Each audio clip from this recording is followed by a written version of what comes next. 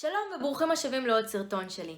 אני בר הדדי ואני מאמנת להתמודדות עם חרדה, דיכאון, דה-פרסונליזציה ודה-ריאליזציה. והיום בסרטון אני הולכת לדבר על הדברים הבסיסיים שכדאי לעשות במצב של חרדה. אם אתם מרגישים שחרדה שולטת בכם ואתם לא יודעים מה לעשות, יש לי כאן כמה טיפים שיוכלו לעזור לכם להתאזן. אז בואו נעשה פתיח קצר ונתחיל.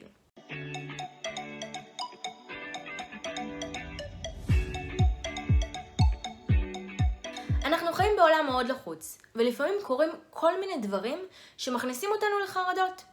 זה לא התקפי חרדה, אלא זו ממש תחושה של חרדה מתמשכת. תחושה של חוסר שקט, של פחד, בלבול, מחשבות לא נעימות, מחשבות מפחידות שחוזרות על עצמם, ועוד כל מיני תסמינים פיזיים כמו כאבי ראש, דפיקות לב, קושי בנשימה, כאבי בטן, ויש באמת עוד המון תסמינים פיזיים. אז בסרטון הזה אני רוצה לתת לכם כמה טיפים שאתם יכולים לעשות כדי לעזור לעצמכם להירגע קצת. כמובן שזה לא יפתור לגמרי את המצב וזה לא תחליף לטיפול, זה בא ככה לעזור לכם להרגיש קצת יותר טוב כדי שתוכלו להיות מסוגלים לטפל באמת בבעיה. אז דבר ראשון, שינה טובה ומסודרת. אם אתם לא מצליחים לישון, אז אולי כדאי להיעזר בתוספים שיעזרו לכם להירדם, אבל חשוב ללכת לישון בשעה קבועה ולהתעורר בשעה קבועה. זה ייתן לגוף שלכם ודאות, וזה מה שהוא צריך עכשיו.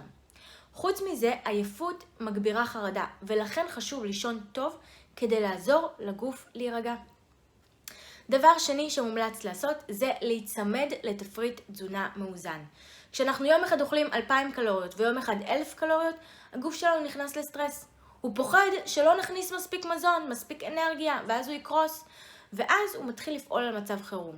הוא יכול לאחסן הרבה אוכל, שומן, אנרגיה, ואז אנחנו כנראה נשמין, וזה גם יגביר את החרדות. כי הגוף יכול לזהות שאנחנו במצב של סכנה, ואז הוא יפעיל את האמיגדלה, שזה החלק במוח שאחראי על החרדה, ואם האמיגדלה נכנסת לפעולה, אז יש חרדה. אז בתזונה מסודרת, מאוזנת ובריאה, ככה היא גם משהו שכדאי להשקיע בו. דבר שלישי שאפשר לעשות כדי להתאזן ממצב של חרדה, זה פעילות אירובית. זה יכול להיות ריצה או כל פעילות אירובית אחרת שמגבירה דופק, כי ברגע שאנחנו עושים פעילות אירובית ומעלים דופק, אז משתחרר אדרנלין בגוף.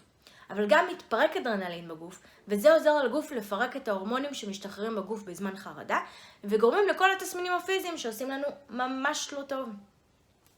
טיפ רביעי שיכול לעזור לכם הוא מדיטציות. בעצם, או מציאת תחביב שדורש מכם ריכוז.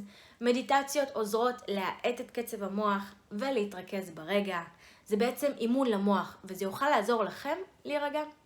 אתם יכולים למצוא המון מדיטציות קיימות ביוטיוב, או אפילו אפליקציות שעושות את זה, ולתרגל מדיטציות עם מדריך או מדריכה שמנחים אתכם בתהליך. עדיף גם לקחת עם מישהו שמנחה בתהליך, כך זה ירכז את המחשבות. האופציה השנייה זה למצוא תחביב שדורש ריכוז, כמו לדוגמה סריגה. כשסורגים צריך להתרכז, או תפירה, או כל רעיון אחר שיש לכם שאתם אוהבים לעשות וזה דורש מכם ריכוז. הריכוז הזה והשקט הזה יעזור לכם להירגע מכל המחשבות שרצות לכם בראש. והטיפ האחרון הוא בעצם להימנע מרשתות חברתיות. אנשים בדרך כלל בורחים לרשתות החברתיות, לטלפון, כשהם מרגישים חרדה, וזה מה שמצליח להרגיע אותם. הסיבה שזה מצליח להרגיע זה כי משתחרר כמות גדולה של דופמין במוח.